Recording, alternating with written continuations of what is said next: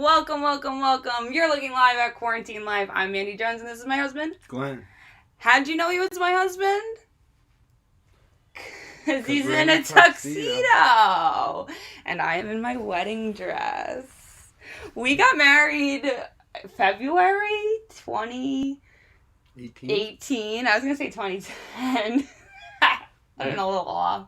But we've been together since like May, August or May of 2009. So we're like old farts in the wind, and we're in quarantine, and we still fit in our wedding attire. My pants are actually too big. So Glen's like, I'm gonna wear a tuxedo tonight. I'm like, I'm putting my wedding dress on. And here we are. Hope everyone's doing well. We're not gonna talk about the state of affairs because I'm embarrassed.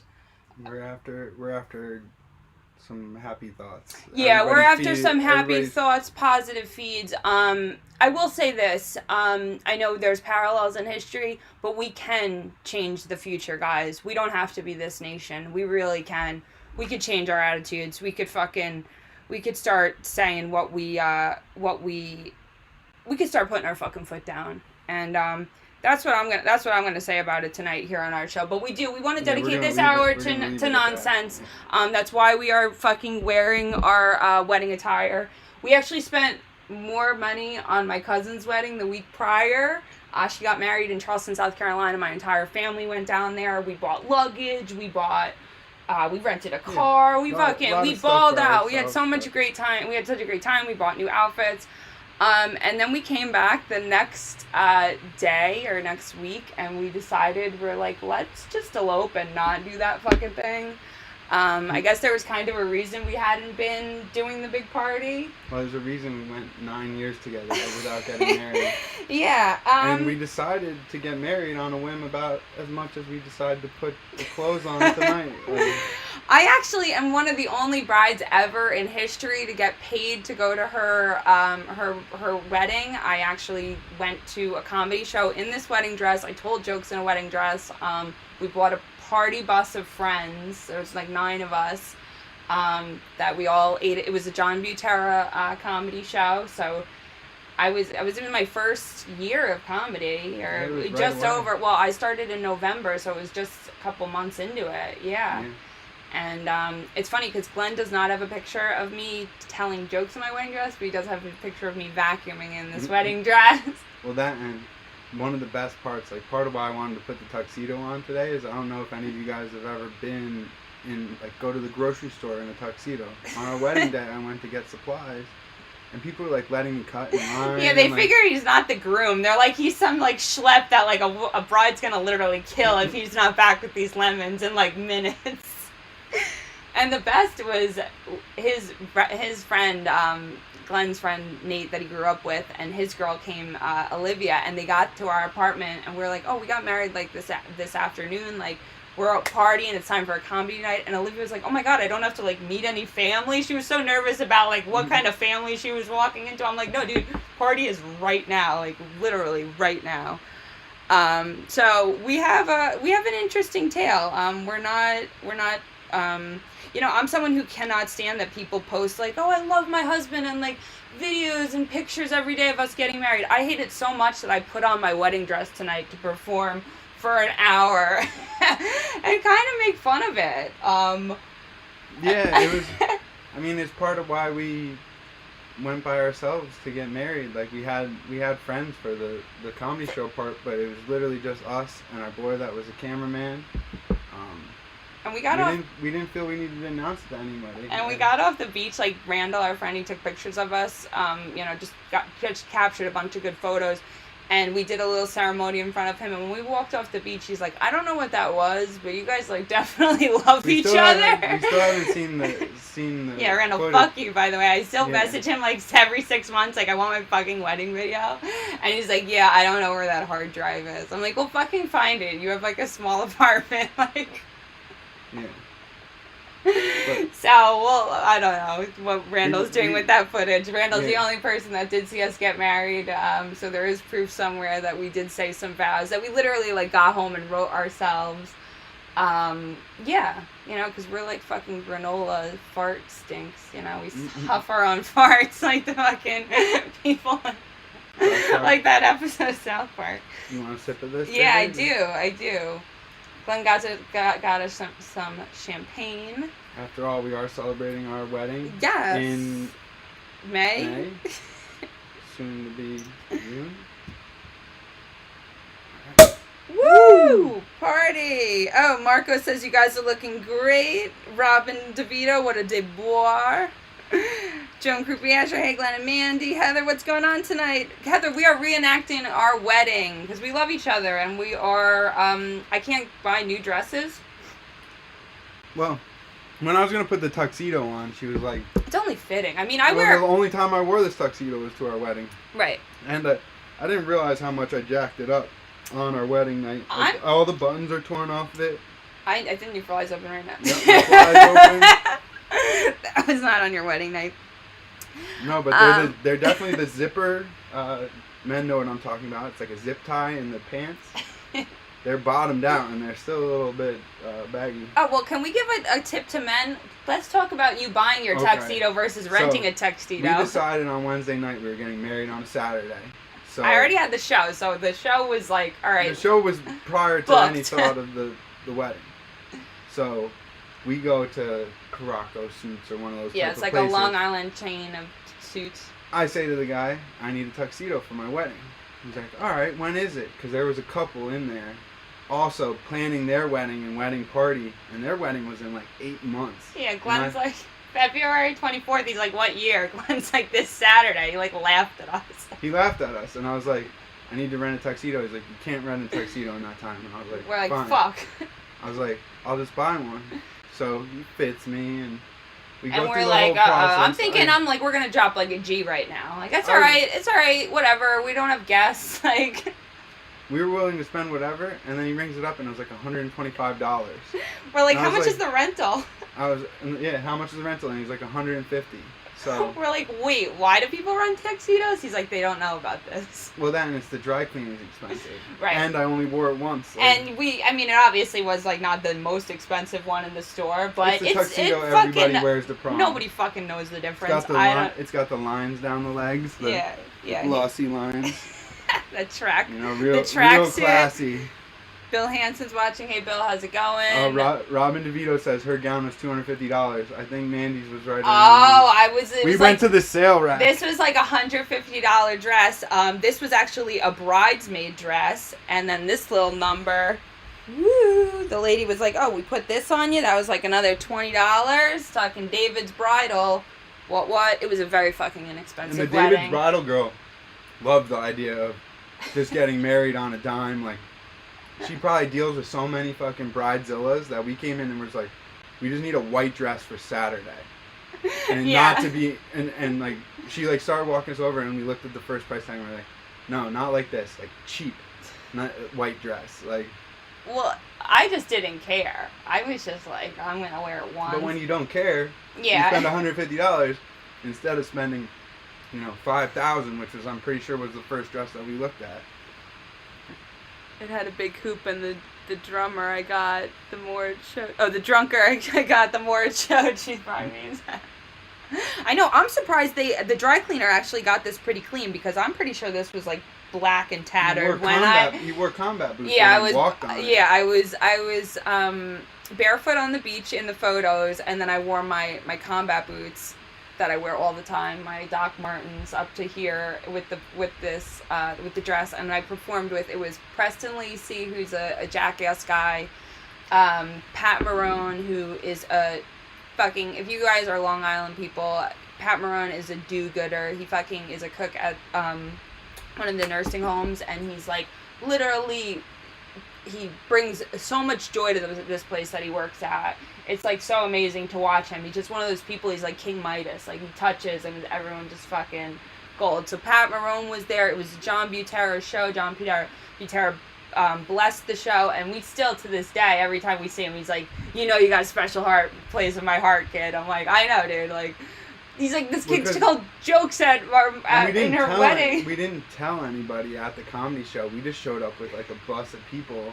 Right. And a wedding dress. And he was like, what's going on? And we're like, you're the wedding reception. I'm like, what's going on? Like, and then afterwards, it was a Sassy event, which is it's like an autism awareness chapter, and she's like, oh, and I love that whole like shtick about you getting married and like hating your family. I'm like, no, it's not a gimmick. Like, I actually got married today. Like, that is my husband. Like, this is not my life is the joke. The joke is my life. And she's like, oh my God, like, I cannot believe that. Yeah, this is a shtick. That was exactly. This here is the shtick at home with the bottle of champagne, re-wearing the outfits. But anybody that we talked to about it was like, oh yeah, that's you guys. Like, anyone that wants to be there is selfish. And well, it's not necessarily selfish. It's they want to share the experience with you. And what it was we already were together so long that it just started to become like just some kind of thing that we were doing for other people. Right. And that's really what it wasn't. That's the main reason that pushed us into it, was that we started planning a wedding and it really just was not us, and it already been so long that it's like, everyone, like, we were like the old couple already. Like, well, I had said, I was like, I don't like flowers, which I take back because I do like flowers now, but I was like, come on. No, but painted flowers. There's two paintings I like of flowers dead flowers. I hang flowers and I keep them dead everywhere. But I was like, I don't like flowers. I was like, I'm going down the aisle with the fucking a thing of broccoli, like a thing of broccoli, just to fucking make fun of brides everywhere, like just to make fun of every ounce of your existence, like. And when we were in the store for the tuxedo with the other people, they were like hipsters. They were so like she was special ordering like tuxedos with like different fabric and like, yeah, they were all like tweed suits they were getting. They weren't getting tuxedos, they were getting suits. That's what they were telling us. That was the part that was like really like. Yeah, we're like, aren't we glad we aren't doing this? Because they were like, there's 11 of them. She's like, we need their shoulder sizes now. Like, they're not gonna get the yellow ones in if you don't know their shoulder sizes in the next like 5 fucking minutes. We walked out of there like, so glad we're not those guys. Like, fucking. Heather's asking if we had a song. No, that's true. We don't have a song. A bunch of songs. We have a bunch of songs. We actually have shared playlists. Yeah. That we put songs on each other on the playlist. It's a wide variety of music, but. Yeah, I mean, and yeah, so many songs. There's a lot of songs. Well, our first date, we listened to Kanye West's first 2 albums. We just sat in the car and talked. Yeah. Waited for the other people to leave the parking lot. The good old days. It was we were in a beach, and actually 6 years later, he brought me back to that beach and took a ring out of his pocket and handed it to me. I said, are you asking me to marry you? So he actually never even asked me to marry him. My mom was like... I did ask your dad, though. Did you? Mm-hmm. You called him? I sent him a picture of the ring, and he's like, You're just gonna send me a picture of the ring and not ask me like a man? And I was like, dude, I was sending the picture of the ring. And like, I got the ring, like, I'm not asking. This is the ring I'm giving your daughter, BT Dubs. I was sending the picture so that then I could call him and he saw the ring on it. Yeah. Like, it was just, the next step was calling him. He just was so fast on it that, like, he just had to have something on you. Because if you asked and you didn't have the ring yet, you would have got shit too. Mm-hmm. And what? Well, you called me, now you didn't send me a picture of a ring, so how am I supposed to know you have a ring? He would have given me shit either way. It took me months to get the ring, too. Yeah. Well, and the thing is, my ring is an emerald because, honestly... Diamonds are worthless. You can't even tell if it's a real diamond unless it's flawed. And what everybody wants with a diamond is an unflawed diamond, so that's not a contradiction if I've ever heard one. So diamonds are a girl's best friend, not really. So Glenn wanted to get me an emerald. And we went mining for gems in Hidden, North Carolina, like years ago. And we had found an emerald, and we got that cut, and that was going to be the ring. But then you ended up getting a different emerald. That was too small. I still have that somewhere. Oh, I still It's on have the that. shelf I know right where there. it is. I know. Yeah, we still have the stone it was cut out of too. It's kind of cool. Yeah, we're really into our gemstones. Oh, of course. Yeah. All right. Oh man, all the different barrels are extremely valuable. Emerald's a barrel family. We had a really good time. My little brother, for his 17th birthday, I had bought him 2 pounds of, like, mineral earth, like, mineral-rich earth. And I went over at my mom's house last weekend, and me and him took a sheet out and literally start taking a bucket of water, pulling out all sorts of, all quartz and soldolite and, like, fluorite. It was really cool. Right. I know, and I was like pretending I was doing it with my brother, like, and I secretly wanted to, like, pocket all the gems. I think I'm like, I'm totally buying myself this kid kit, because this is awesome. It's treasure hunting, guys. It's fucking really treasure hunting. Yeah, I found it online. I was like, I gotta give this to some kid I know, because like I need I to feel live like a dork vicariously. buying it myself. So like, I'm pretty sure that's how I got my first Lego kit. Benny says we are an awesome couple. Thank you, Benny. Cheers to Benny and Nancy. Oh, that's Benny Rizzuto? Yeah, that's the fucking Gagoots. Ah, Gagoots. The Gagoots. The Gagoots, I couldn't have squashed you without this man. I couldn't have gotten on stage without this man. Glenn is the other. Glenn is the one who walks around all day and tells me that my jokes are not funny and challenges me to be a funnier person. and I could say some of the Gagoots things definitely were, when I said jar sauce, that was something you said, and Joan St. Onge and Nancy Rizzuti and Betty, they were all like, jar sauce? Like, that's just like, fucking mean. That's like that's like calling their mother and like, yeah, they were all like, wow. Like, you must have no family. Like, yeah, they were like, wow, you're really like below the belt on that one. But that was one that we shared a laugh with. I honestly don't know how single comedians do it, because being with Glenn, I always have an active audience. I mean, I haven't been going to, none of us can go to open mics, and I have no idea if these jokes I'm writing are fucking even funny. So at least I have Glenn to bounce them off of. And Glenn won't, yeah, he won't send me out with bad material. He straight up will be like, that's not funny, like, at all. Like, not even like, because it's just not, it's a lot of color, just like not funny. Like, or there's stuff that it's also like, you don't need to say that because people just aren't gonna like that. Like, yeah, people, hey Nancy Weems, evening. We are in our wedding attire, Nancy, because we are, we're losing our fucking minds in quarantine.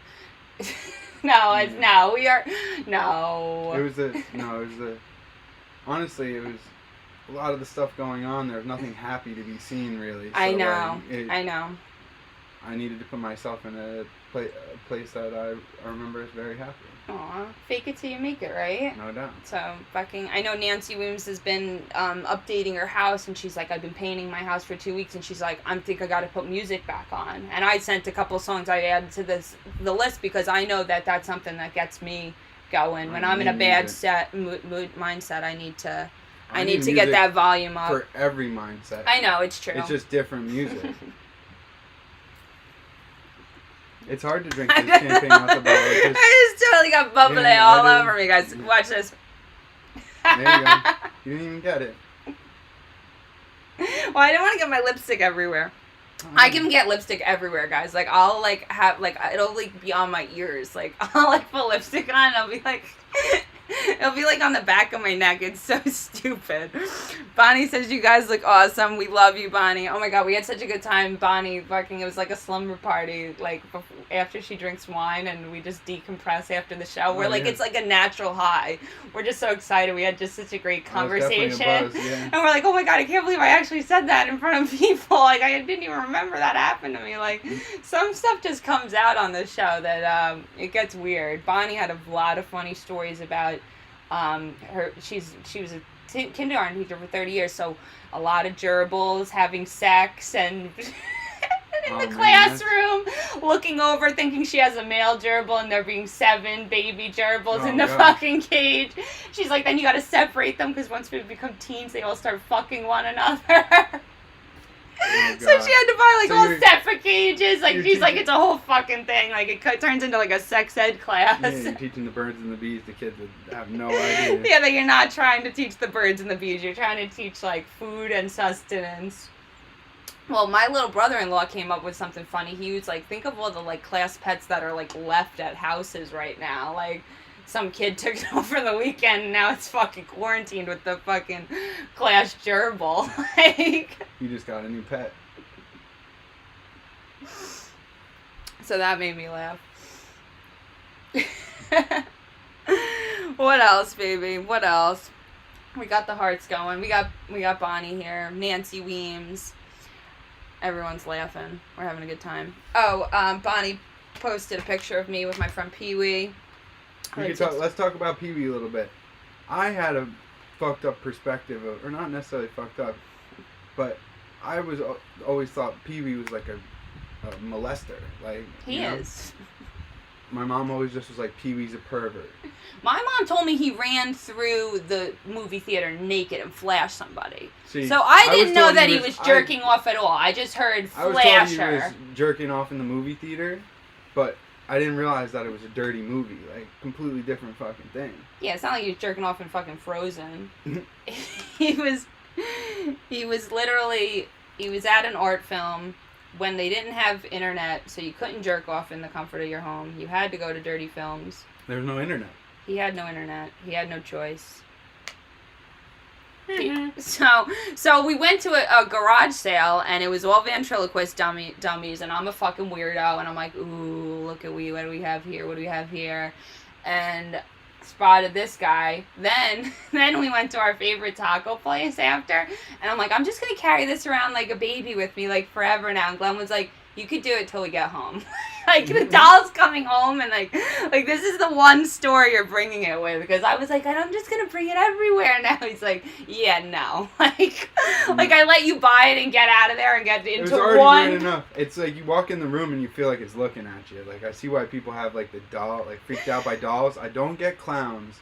I do get the doll thing. Well, what's funny is Olivia, who I said came to the wedding and was like so relieved that it was already over.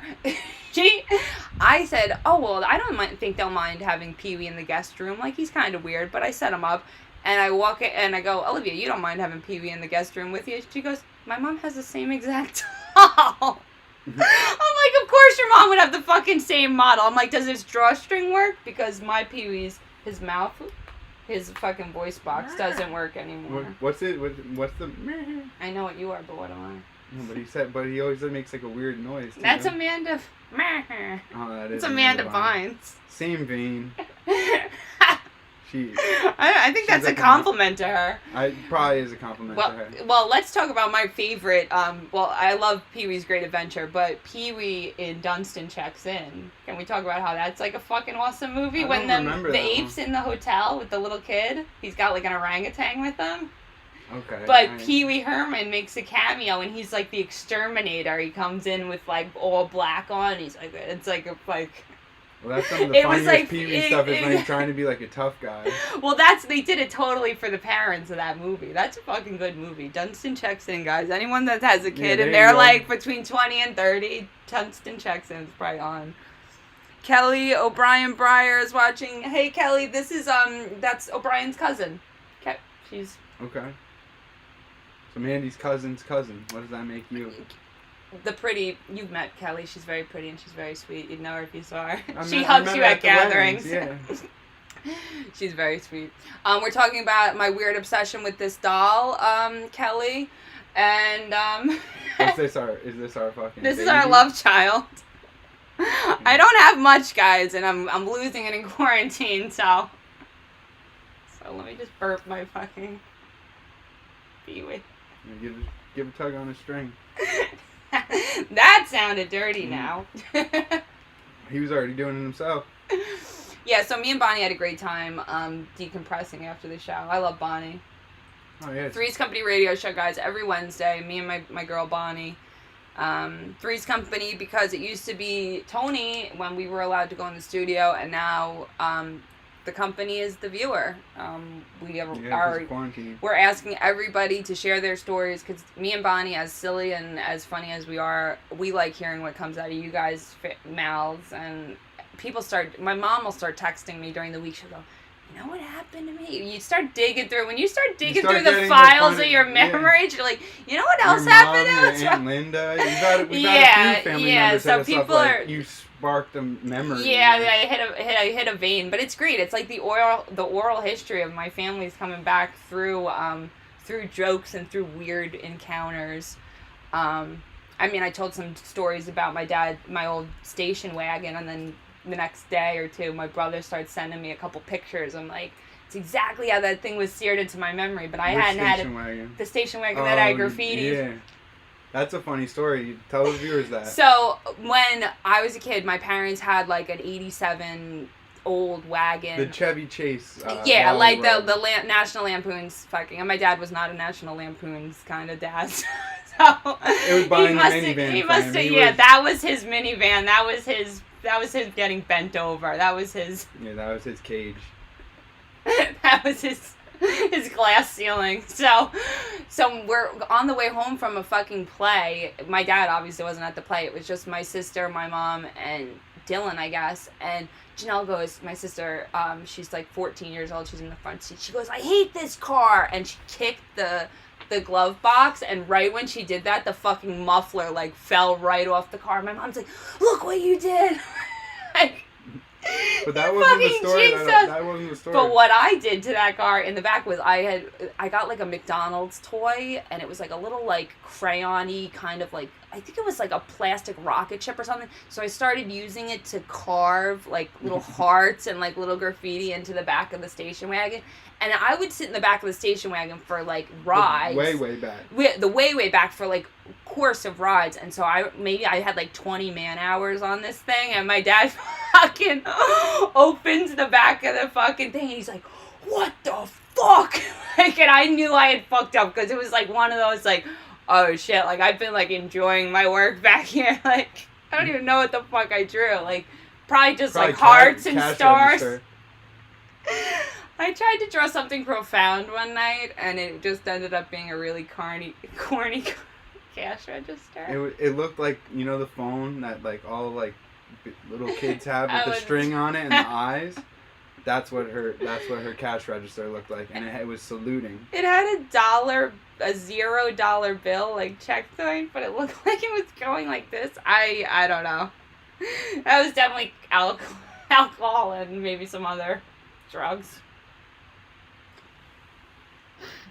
I'll just call that the college years. Yeah, let's call that college. I'll just call that college-inspired art. Oh, it's definitely art. It's where I got all my artistic ability. College, guys. Stony Brook University. What? Guys. Bonnie loves this too. Bonnie loves the Pee-wee doll. I can't get enough of them. I really can't. And when people pick on them, I'm like, just do your reading. Well, that was the whole thing. Like, in our relationship, Pee Wee Herman came up, and I was like, he's a pervert. And I was like, consider the fucking source. He is not a pervert. He's an artist. He's just. And it was a dirty movie. And I was like, oh, well, I didn't know that. But, like, still weird. Like. But then on your birthday, your friend claimed, he's like, yeah, it was like an artistic film or artistic performance that my cousin was in, and I was like, wait a minute, it was live art. Yeah, I was like, that's a fucking lie. I like duped it. I was like, no, it doesn't like compute with my fucking. Yeah, well, it's information. But I don't know Consider the source. Consider your sources, people. What else? Oh, well, alright, so Glenn has this thing where he imposes maybe dreams or otherworldly views into childhood fairy tales. And we told you about the one where he's like, yeah, and you remember the story of the boy that steals from the king and gets hung in the street? I'm like, no, I don't remember that. He's like, yeah, that fucking story. So anyways, we go on and on about how that story you probably fabricated.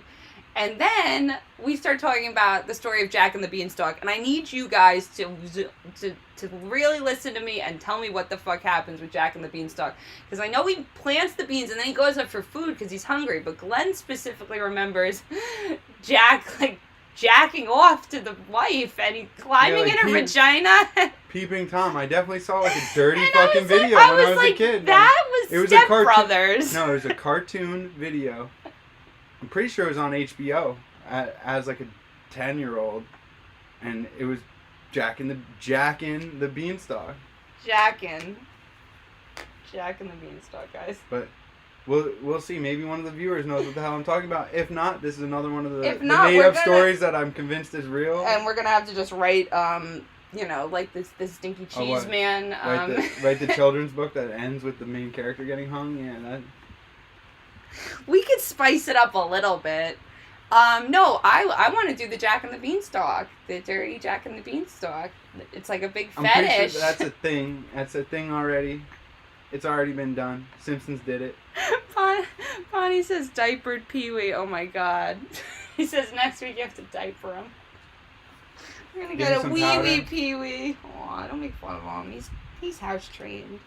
His house broken. You heard how now that baby powder is apparently like fucking bad for you? It's been bad for you. You're not supposed to put it directly on your balls or your cervix. But it's like, where am I supposed to put it? What is it for then? Like I'm not supposed to put Q-tips in my ears either, right, guys? Like. I stuck a Q-tip too far in my ear one time. I got an infection.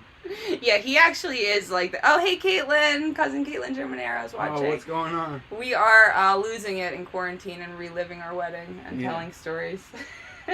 Yeah, we decided. So, Glenn, you got a Q-tip stuck so gross, so... I didn't get it stuck in my ear. I just put it too far in my ear. And then I got an infection.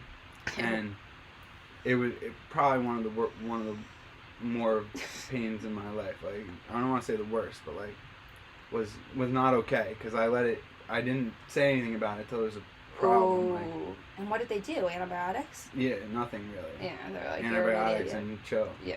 And don't use Q-tips because apparently Q-tips are not for your ears. It says right on the box. Like, if you gotta go look, it literally says do not put this in your ear. Yeah, that's for their fucking insurance. What are you supposed to do with the Q-tip? What else is a Q-tip for? I know, cleaning my baseboards. Cracks in the seats of the car. Every once in a while, a Q-tip is great. Q-tips actually are great all the time, but... See, what the doctor said to me, he's like, if you must use a Q-tip, use 2 at a time, because you can't stick it too far in when there's 2. Oh, but until you fucking, no. But see, that's the wax that's in further enough to get where the Q-tip can go, you need, and that's like... to protect your ears. I had a friend growing up, and she would say in the shower, she would just do water on her ears because she was afraid of Q-tips, like, because of hearing horror stories like yours. I love Q-tips. I still Q-tip every time I get out the shower. Now I just use 2. Okay. I just use 1. You're just delicate about it. No, I like getting in there. See, that's the thing. It's kind of like... I like going dangerously into my ear. It starts to be like a weird I'm like, wait, sensation. did I go through 2... Is that the 3rd turn? Like, we're getting like... Like, am I in my neck now? Like, that's fucking weird.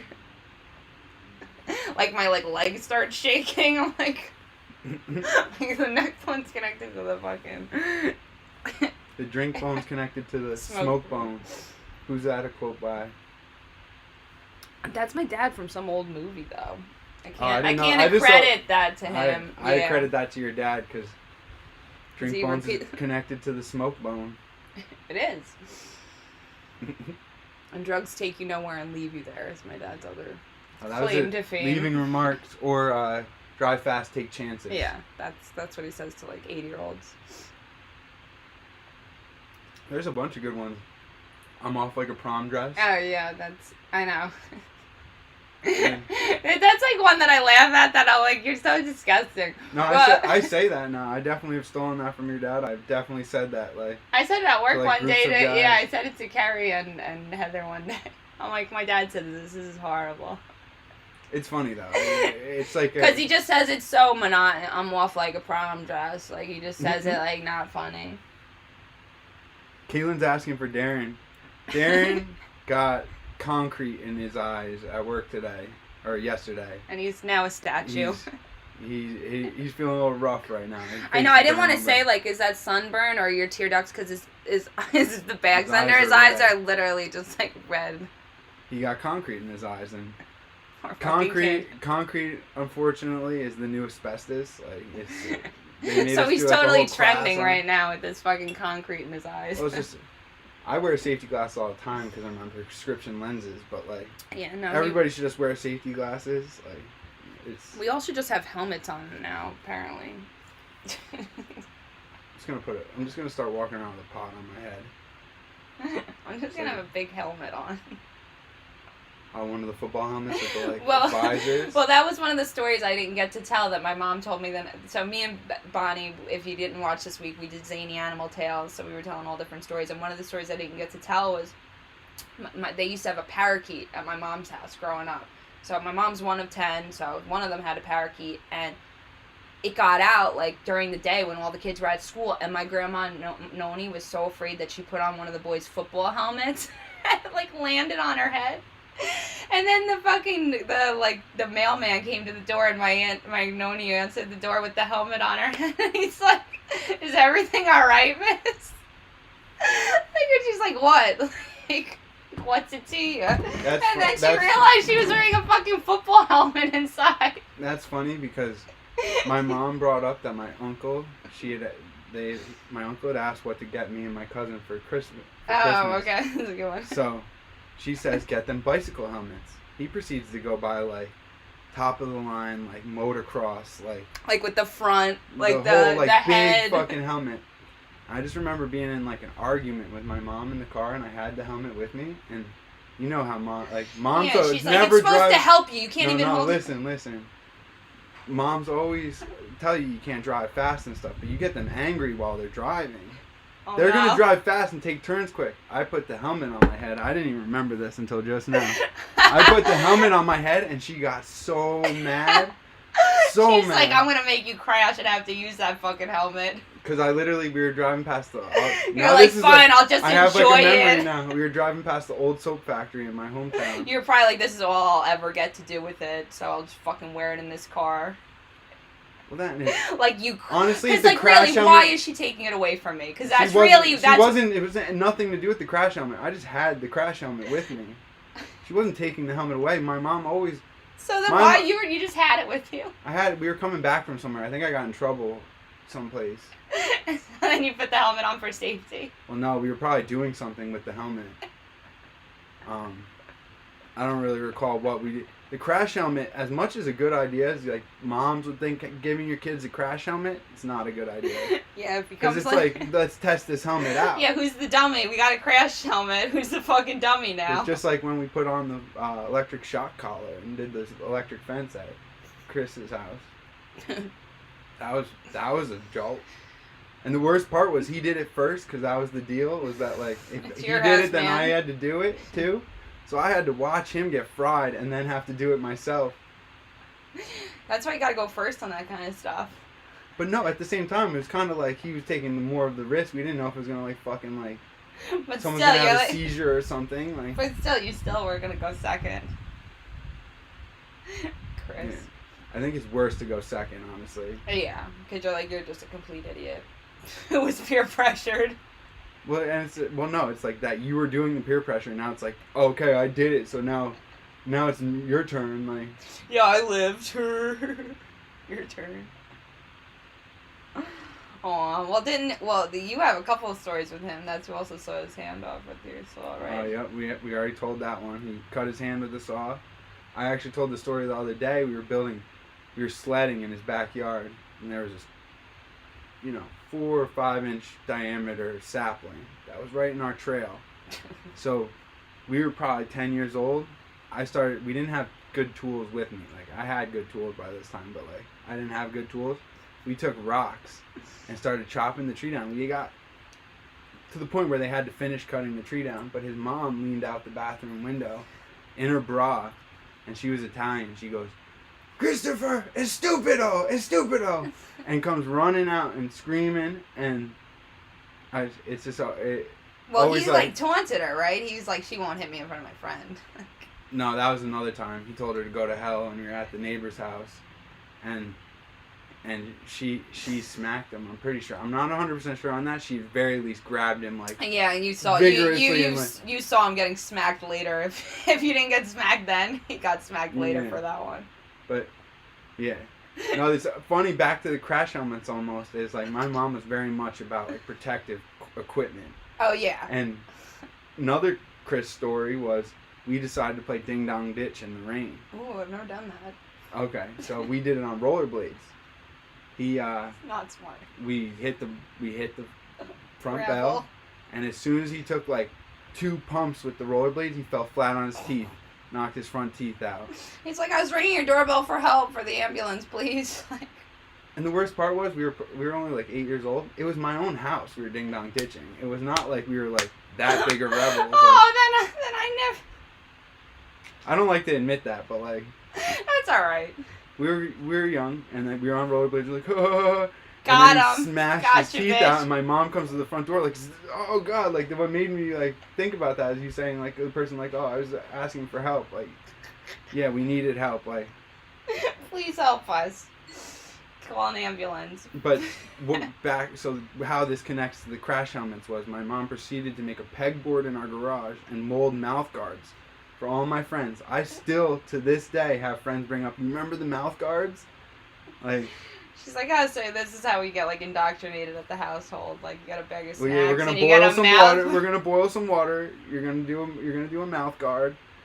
Because my insurance doesn't cover fucking no, any more fucking oral surgeries. See, it's not even so much that they cared about me wearing mouth guard. They didn't want to have to call the other kid's parents like they were rollerblading in the rain and he broke his front teeth out. Yeah, exactly. Yeah. And I shouldn't say we were 8 because we were just old enough that they were his. Maybe the 8 was his final teeth. Like they were his adult teeth. They were not his baby teeth. Like, yeah, that's around. You're like 8, 10 is when you're like done with teeth. I think. Yeah. So his front teeth had just come in and we smashed them out, being idiots. Greg DeFlippo's asking, is that a Bobby Inns doll? No, Greg, you're gonna have to rewind. This is a Pee Wee Herman doll, and we actually went on quite a while about his origins in our family and why I'm obsessed with him. Pee Wee and Glenn have the same haircut.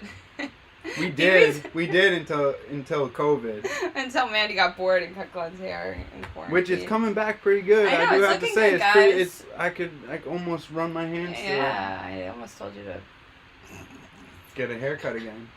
I'm not letting her cut it. That's for sure. I thought about letting Darren cut it, but like now what I said at work when I came back in and they're all like, "Whoa!" Like.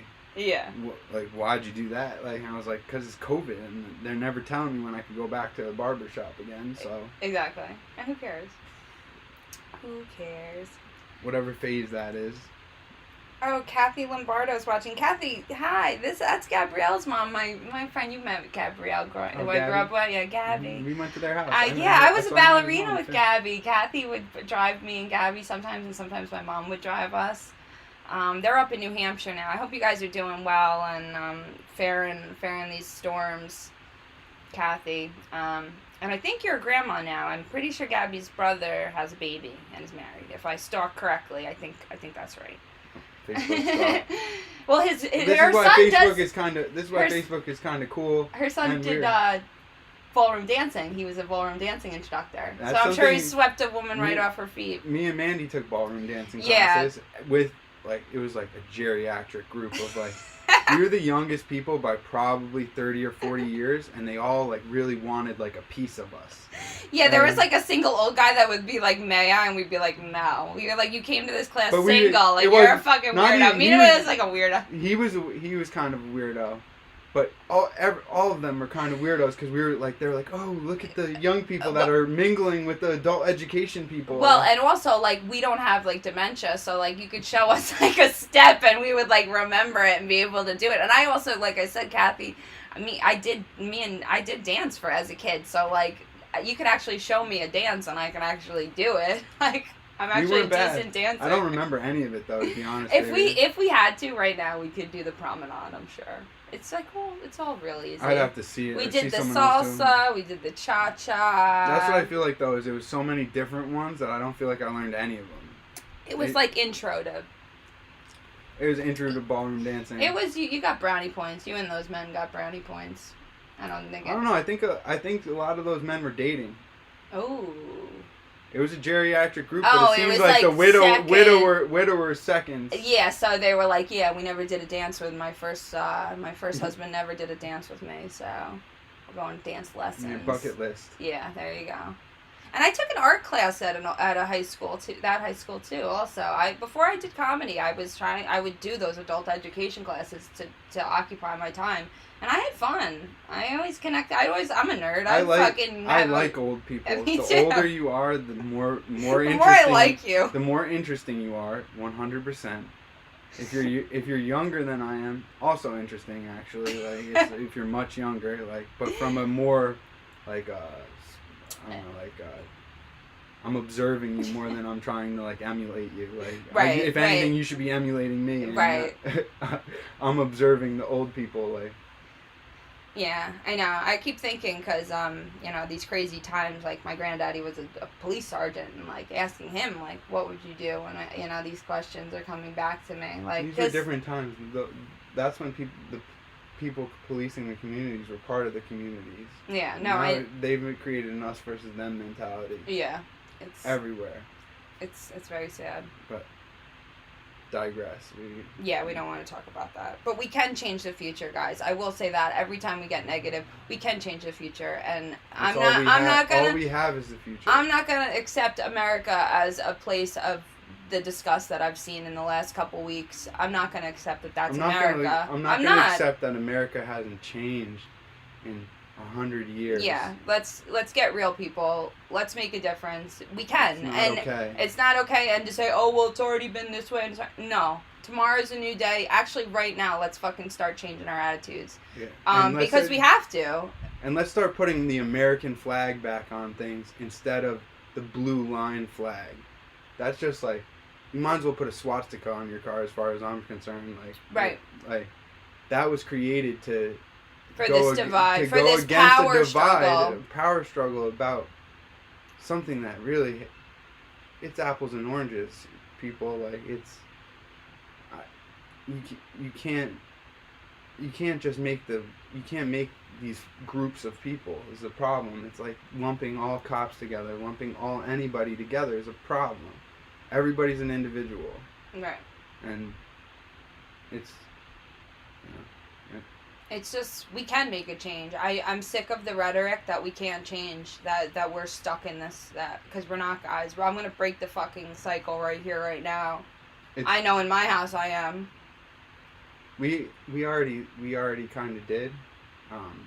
I've always been someone, especially with people that I love, to let them know if they're saying something that is unintentionally racist, because unfortunately as white people there's a lot of unintentional racism that I didn't pick up on in my small town until I came to Long Island and made a UN group of friends.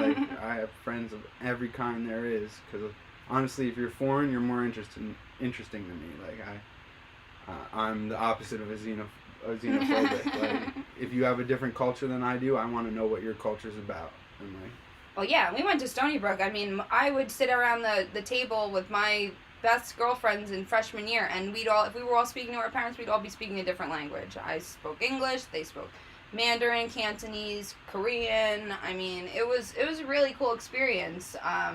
But to see how we're all so different, but we're all the same, guys. We really are. We're all people. We all have feelings. We all have memories, and we all get our feelings hurt, and we all have the right to we're all entitled to be happy and to be free. And it's I think it's just about making a change. We need to I'm done with all this, with the negativity. We need a breath of fresh air, and we need to all band together right now and stop. And if we're gonna point fingers, let's have facts, and let's get ourselves straight. Let's not post something just so we could argue and divide amongst our friends. My Facebook friends, everyone's they're blocking people, unfollowing people, and. But at the same time, I have a hard time because I'd rather not see what some of my friends think about certain things. I'd rather not see opinions of certain people, because it's this is my friend, but I wholeheartedly on a cosmic level disagree with what you're selling. I'm not buying. I detest. Like, yeah. And like, but that's okay. The best part is having friends that you disagree with. It's that's what life. brings conversation. It brings thought. But I want to say that that's all. That's what we're saying about this. We can make a change. And what the change is think about the cops that stood there and did nothing. You stand there and you hear something that's wrong, please point it out to the people. I don't care who it is. And most of the time, if you do it as a gentleman, I'm not saying like create these like social warrior situations where you're calling someone out and embarrassing them. I'm saying pull them aside and ask them if they realize what they're what they're saying comes off. And every time I've done this, the people have not been intentionally doing. And probably very thankful that you were a kind ear. They didn't look at it like that. Like I know there's some guys I work with and stuff that like they're not racist. They just have been brought up in a society of racists. Right. Like my stepdad, he grew up in Tennessee, so there's things that Glenn's like, no, you don't say it that way, and it's just like, oh, I didn't even realize, like, I don't even think of it like that, but that's the language that was used. What it is, a lot of it though, is talking. There's being a divide, like saying that you like. This is in no reference to anything that anyone we've been talking about, but I'm saying that to bring up race at all really starts to get sticky. I don't care if you're saying how much you like the people, it starts to get sticky. And like we need to stop making divides, because I know all of us know all broad spectrums of people of all different races. I know both sides of every race. Right. And like there's no difference, and it's human nature is a lot of this. What I did like, what I saw today, a woman had a shirt on and said, not left, not right, forward. Because we're dividing ourselves over little menial details when we're all Americans. We all want freedom. We all want to be heard. We all want to be able to say, shut the fuck up. We all want to close our doors and feel safe at night. We all want to go to the store and not feel... You know what I mean? Like, people are criticizing the woman who filmed that atrocity. What was she supposed to do? She was fearful for her own life next. Guys? In a city that they already proved that there was a bunch of innocent people killed. Right. So it's a military police state. My hometown police force has a fucking... I don't remember what it's called. It's literally like a tank. It's an armored personnel carrier. APC, that's what APC. And they used it to rip the front of someone I know's house off because someone said that he was selling drugs. He was not selling drugs. That person just didn't like him. They ripped the front of his building off and still tried to make it seem like because he had a couple grams of weed, they still made him out to be a bad guy. Yeah. But like, this is what we're talking about. Like, they're standing by and letting injustice happen. Like, the scales of justice are supposed to be blind. The public's not supposed to be blind. Right. Exactly, guys. And it's really hard as someone who wants to be a public. I want to be in the community and I want to be on Facebook, and then all I see is negative, horrible shit, and I know we have to say something, but what do we say? And I think it's that we can make a change, and that it doesn't have to be like this. And that a lot of it isn't our place to say. It's a matter of standing in solidarity with everything that's going on. Something that I constantly was not arguing, but stating my beliefs about is Colin Kaepernick. Right. It's... the minute you start bringing up that he was raised by white people or that he was some kind of coddled background, you're making yourself sound more racist. Like, that just public service announcement. Like, you're coming off poorly. Like, and that was his every right to. And you know what? If you don't like it, don't buy Nike products. We have a lot of choices in this world. We have a lot of choices in America, and I'm making the choice right here, right now, to I'm putting my foot down. I'm not gonna stand for this shit. I meant to tell you, one of our friends shared. It's a organization that's for rebuilding the small businesses destroyed by the riots. Okay. I will share that on my page later. We'll share it. We'll donate organization, to it. yeah. But it's a good cause, you know, and I'm not making any statement about the riots at all. I'm just saying that these are people that need help with the small businesses. I grew up, my household was a small business. I understand the drama and stress of having a small business, especially during these unstable times. So I really believed in that, and I wanted to bring it up to Mandy, but just so happens we're on the air, so we'll share it to her page, and hopefully some of you guys donate. Yeah, we help have some a couple of these people minutes. out. Yeah, you know, our hearts really are in Minnesota. They really are. I mean, it's just, and like I said, we're the United States of America. Let's make a change, guys. Man. Don't just say, oh, this is how it's been, this is what we do, this is how history. No. History is right now, motherfuckers, and I'm changing it. I wore this dress before, and guess what? My hair was a different way last time I wore it. I'm making history, you know? Like, doesn't have to be the same. It doesn't. No. And what it is so Bonnie says that most police are very hard-working, caring people. There are bad apples in every profession. I agree, but it's a matter of standing complacent that we have to stop. The good people have to be willing to stand up. It's just like I was saying about, you know how many uncomfortable conversations about Colin Kaepernick I had? Right, Honestly, when it's 50-year-old white guys, and you're just trying to say, this is what you guys sound like, and I'm not trying to say anything. And I don't really care to have the discussion. That's why a couple of minutes. We tried to not talk about I know, this, we really don't want to. It's the world we live in right now. And it's what we're trying to say to you guys, and I'm going to say it for a fifth and final fucking time. We're going to change the world. We really are. We are going to change this. I'm not going to, you know, because I'm white, I understand that I'm privileged, and I am horrified. We've seen it in such a horrifying firsthand account. I've seen it. I've dealt with the police, and I've been pushed away and realized that because I'm a white lady, I am getting a privilege. And I realize that, and I am appalled at what's going on, and I am going to help change the world. And we all can change the world if we all fucking just put our minds a little bit out of the box. And just for a second. It comes down to, this is unrelated but similar in that people talking about the gloves with COVID, how the litter of the gloves. Every time I'm in a store parking lot and I go to take gloves off, I'm not wearing gloves anymore now. I'm washing hands. But when I was wearing gloves, I tried to pick up all of the gloves and masks that I saw on my way to the trash can to throw my gloves out, because you know what? I already had the gloves on. We're going to get cut off.